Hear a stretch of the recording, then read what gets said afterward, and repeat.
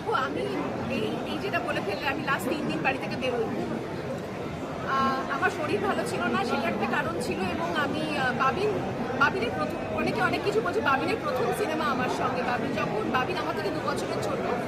আর আবার আসবো ফিরে ওর প্রথম সিনেমা। উনি ভিক্টর ব্যানার্জি ছোটবেলার চরিত্র অভিনয় করেছিল।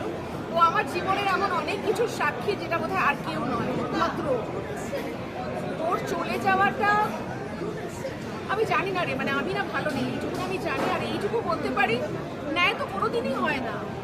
সবাই বলে না কলিযুগ চলছে, ন্যায় কোথায় হয়েছে, কোন দিন হয়েছে? তিলোত্তমা ন্যায় পেয়েছে?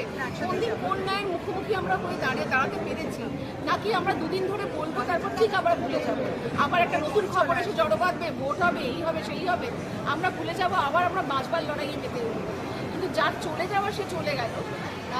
এবং এই চলে যাওয়াটা না আমি এমনি মাকে হারিয়ে একটু ঘেঁটে আছি লাস্ট 1 বছর ধরে, আরো বেশি ঘেঁটে গেছি।